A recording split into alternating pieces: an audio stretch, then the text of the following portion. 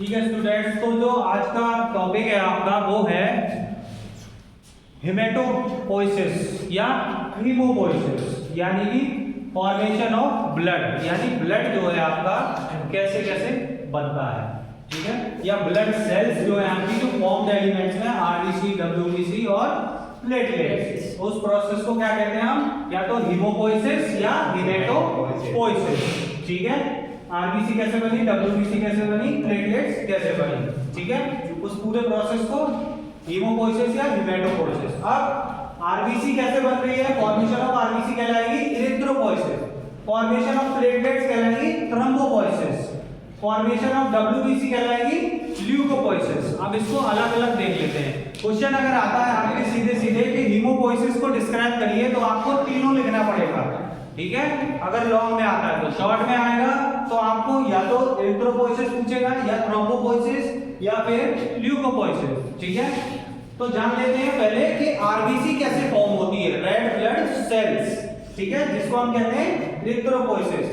तो इन तीनों के बनने के लिए आपकी, मैंने क्या बताया था, स्टेम सेल्स होती है बोन मैरो में। क्या होती है? स्टेम सेल्स बोन मैरो में होती है, और भी कई जगह होती है, आप देख सकते हैं, अभी आगे बताऊंगा मैं। ठीक है, तो स्टेम सेल्स यानी कि ऐसी सेल्स जो एक नया जीवन दें दूसरी सेल्स को, और दूसरी सेल्स को डेवलप करें। ठीक है, तो वो स्टेम सेल्स होती हैं हिमेटोसाइटोब्लास्ट स्टेम सेल्स। ठीक है, हिमेटोसाइटोब्लास्ट स्टेम सेल्स। ये आपने देखा, मैंने लिखा है प्लूरिपोटेंट अनकमिटेड। ठीक है, ये सेल्स क्या है, किसी के लिए कमिटेड नहीं है कि मुझे यही बनाना है। ये आरबीसी भी बना देती है, ये प्लेटलेट्स भी बना देती है, और ये डब्ल्यूबीसी भी बना देती है, सब में हेल्प करती है, कई सारे इसके काम है। ये मेन आपकी मदर सेल्स है एक तरीके से। ठीक है, आगे समझ में कि अनकमिटेड क्यों लिखा है। ठीक है, तो हिमेटोसाइटोब्लास्ट सेल होती है, वो फर्स्ट स्टेज में किसमें कन्वर्ट होंगी आपकी, प्रो इरिथ्रोब्लास्ट, यानी इरिथ्रोब्लास्ट से पहले वाली कंडीशन में कन्वर्ट हो जाएंगी। प्रो का मतलब पहले, प्रो इरिथ्रोब्लास्ट। उसके बाद जो कंडीशन आएगी इसके बाद, प्रो इरिथ्रोब्लास्ट जो है इसमें बदलेगी आपकी नॉर्मोब्लास्ट में। कौन सी सेल्स में? नॉर्मोब्लास्ट में। लेकिन इसमें भी क्या होती है आपकी, 3 स्टेजेस होती हैं। अर्ली नॉर्मोब्लास्ट पहले जो बन गया, फिर बीच में जो बना इंटरमीडिएट नॉर्मोब्लास्ट, उसके बाद सबसे लास्ट में जो बना लेट नॉर्मोब्लास्ट। तो ये नॉर्मोब्लास्ट की स्टेजेस हो गई, 3 स्टेजेस में ये बन के तैयार होगी।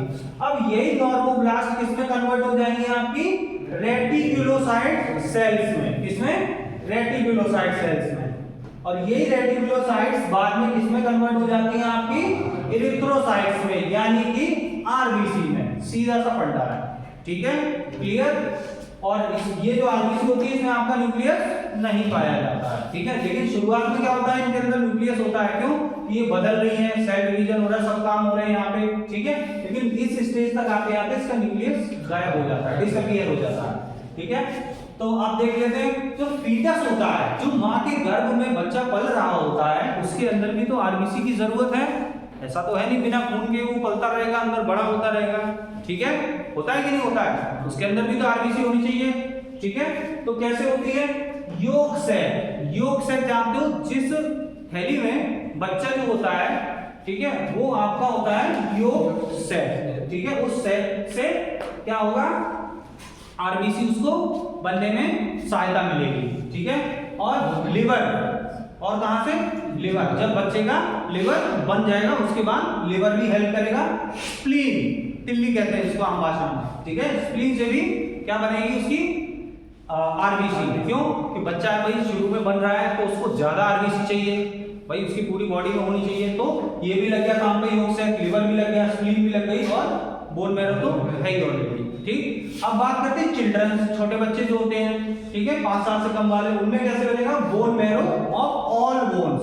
सारी बोन्स, जितनी भी उसके बोन्स होंगी पूरी बॉडी में, ठीक है, उनकी सबकी बोन मैरो से क्या बनेगी आपकी, आरबीसी। ठीक है, क्योंकि भाई बच्चा ग्रो कर रहा है, उसको भी जरूरत है। ठीक है, आरबीसी की, तो उसकी जितनी सारी बोन्स है उसमें जितना भी बोन मैरो सब मिलकर बना रहे हैं। देखा ना, बच्चों में अक्सर आयरन की कमी हो जाती है। ठीक है, तो उसकी वजह से क्या होता है, होठ जो है उनके ड्राइनेस बहुत ज्यादा आने लगती है, ड्राइनेस खत्म ही नहीं होती, कुछ भी लगा लो। ये पहली पहचान है उसकी। ठीक है। चलिए उसके बाद एडल्ट में देख लेते हैं। तो बोन मैरो ऑफ स्टर्नम कहां से बनेगी?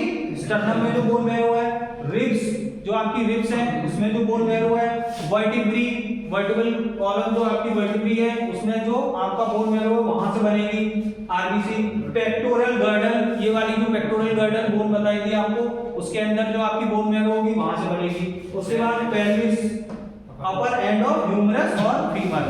ह्यूमरस और फीमर जो बोन होती है उसके अपर एंड में आपका जो बोन मैरो होता है वहां से आपकी आरबीसी बनती है, ठीक है।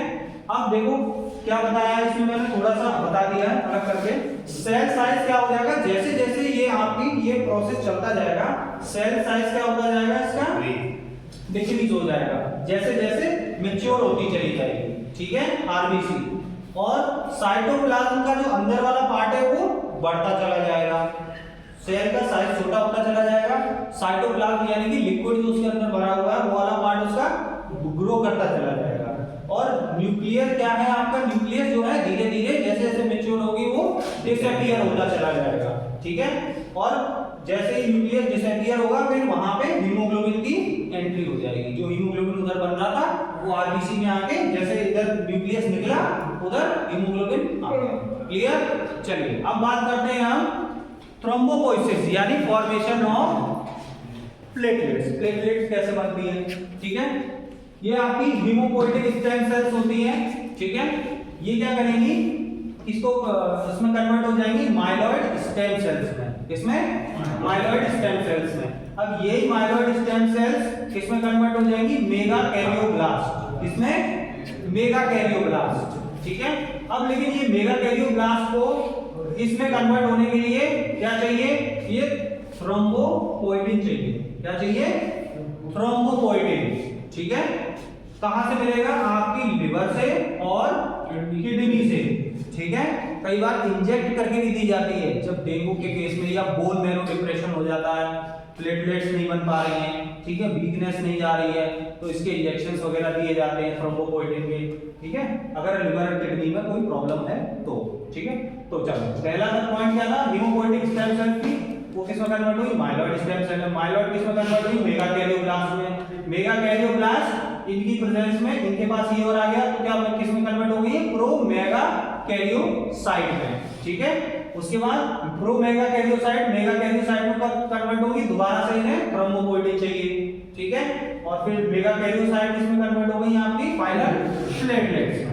इस तरीके से आपकी प्लेटलेट्स का फॉर्मेशन हो जाता है, ठीक है। अब बात करते हैं हम ल्यूकोपोइसिस की यानी फॉर्मेशन ऑफ डब्ल्यूबीसी। सबसे क्रिटिकल जो दिख रहा है आपको यही दिख रहा होगा, ठीक है, क्योंकि डब्ल्यू इसमें क्या है, सिंपल प्लेटलेट बन गई, इसमें सिंपल आरबीसी बन गई। लेकिन डब्ल्यूबीसी कई टाइप की होती थी, granulocyte, agranulocyte, T lymphocyte, B lymphocyte, ठीक है। तो अब इसमें देखते हैं क्या मेन कौन सी है आपकी, वही हीमोसाइटोब्लास्ट सेल, ठीक है। हीमोसाइटोब्लास्ट सेल मेन स्टेम सेल है, ठीक है।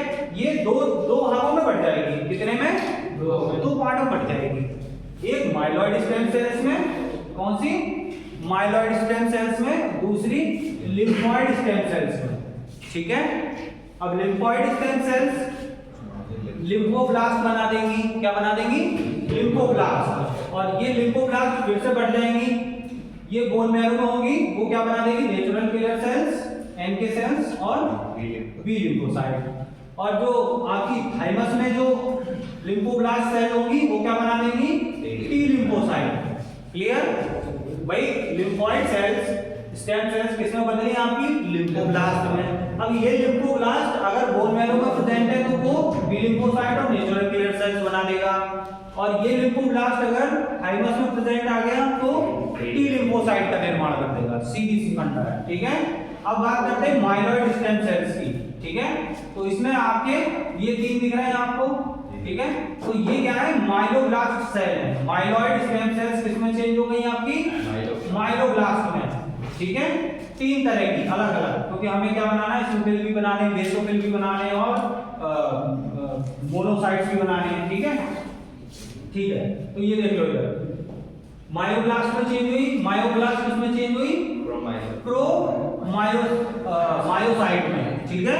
उसके बाद क्या हुआ, ये किसमें कन्वर्ट हुई, स्नोफिलिक माइलोसाइट में चेंज हो गई, इधर ये बेसोफिल वाली थी, ये बेसोफिल माइलोसाइट में चेंज हो गई। इधर ये कौन सी थी, क्रोमोसाइट, किसमें चेंज हो गई, न्यूट्रोफिलिक माइलोसाइट में। उसके बाद अगला स्टेप आया इस्नोफिलिक बैंड सेल, फिर ये बेसोफिलिक बैंड सेल और ये न्यूट्रोफिलिक बैंड सेल, और ये बैंड सेल फिर किसमें चेंज हो जाएंगी, इस्नोफिल्स, बेसोफिल्स और न्यूट्रोफिल्स में चेंज हो जाएंगी। अब बात रह गई मोनोसाइट की, ठीक है। तो तीन तो ये माइलॉइड सेल इधर आ गई थी। अच्छा, आपने देखा होगा कि इसमें मैंने ये गोल गोल नहीं बनाया है, ठीक है। तो इसका क्या मतलब है कि इन दोनों में तो न्यूक्लियस है, लेकिन न्यूट्रोफिल्स में क्या है, नहीं होता है। याद कराया था मैंने, पढ़ाया था, ठीक है।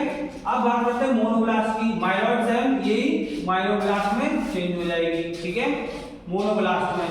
मोनोब्लास्ट के बाद ये किसमें बदलेगी, प्रोमोनोसाइट में, ठीक है। और प्रोमोनोसाइट के बाद ये बन जाएगी क्या, मोनोसाइट। तो इस तरीके से आपका पूरा हीमोपोइसिस आपका होता है, या हेमेटोपोइसिस पूरा प्रोसेस होता है, ठीक है।